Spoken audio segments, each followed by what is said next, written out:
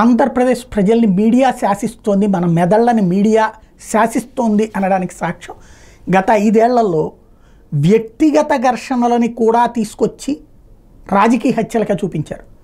అట్లాగే crime incidents అన్నిటినీ కూడా సైకో ఇన్సిడెంట్స్, డ్రగ్స్, గంజాయి అని చూపించారు. కానీ ఇప్పుడు నిజమైన సంఘటనలు మాత్రం చాలా లైట్ తీసుకునేలా రాసుకొస్తారు. రాజకీయ హత్యల్ని కూడా చాలా నార్మల్గా, అంటే మీడియా ఎలాగ మనల్ని మోసం చేస్తుందనడానికి సజీవ సాక్ష్యం అర్ధరాత్రి బండరాయితో మోది వృద్ధుడి హత్య. ఇది ఓ సహజ సిద్ధమైన సంఘటన మనకి. కానీ నిన్న ఎవరు చనిపోయింది?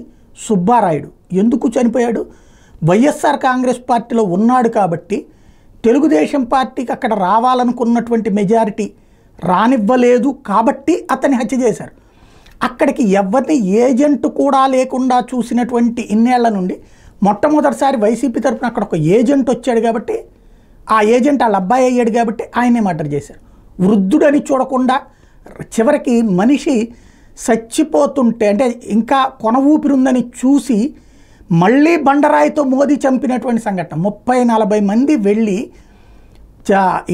కేవలం రాజకీయ కక్షతో చేసినటువంటి హత్య. ఏంటయ్యా అంటే ఆ శ్రీనివాసరెడ్డి అనేటటువంటి వ్యక్తి వీళ్ళు ఈ లెటర్ రాసుకొచ్చారు చూడండి. సీతారామపురం గ్రామానికి చెందిన శ్రీనివాసరెడ్డి నాయకత్వంలో పసుపులేటి సుబ్బారాయుడు, జైనారపరెడ్డి పనిచేసేవాళ్ళు. ఏ పార్టీ అధికారంలో ఉన్న గ్రామంలో తమ ఆధిపత్యానికి ఇబ్బంది లేకుండా చూసుకునేవారు.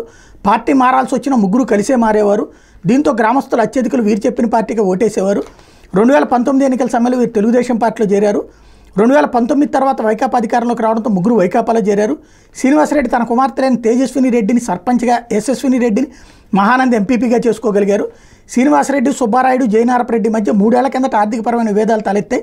మొన్నటి ఎన్నికల ముందు బొడ్డారెడ్డి, శ్రీనివాసరెడ్డి తెలుగుదేశం పార్టీలో చేరారు. వీళ్ళ ముగ్గురు 2 వర్గాలుగా చేరడంతో గ్రామంలో ఓటర్లు కూడా చీలిపోయారు. ఎన్నికల్లో వీరి గ్రామంలో తెలుగుదేశం పార్టీకి ఎక్కువ ఓట్లు వచ్చాయి. తెలుగుదేశం పార్టీకి వైకాపా కంటే 1000 ఓట్ల మెజార్టీ తెప్పిస్తానని శ్రీనివాసరెడ్డి ఎన్నికల సమయంలో ప్రచారం చేసుకున్నట్టు సమాచారం. ఆ స్థాయిలో మెజార్టీ రాకపోవడంతో సుబ్బారాయుడు, జైనారపరెడ్డి తన వెంట రాకపోవడం వల్లే హవా తగ్గిందని శ్రీనివాసరెడ్డి వారి మీద ఆగ్రహంగా ఉన్నట్టు పోలీసుల దృష్టికి వచ్చింది.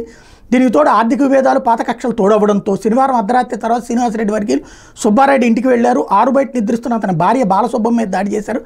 అలికిడికి బయటకు వచ్చిన సుబ్బారాయుడి మీద కర్రలు, ఇనపరాడ్లతో దాడి చేశారు. తలమైన పెద్ద బండరాయి వేయడంతో అక్కడికక్కడే మృతి చెందారు. ఇది అంటే అక్కడ క్లియర్గా పార్టీ అని తెలుస్తోంది.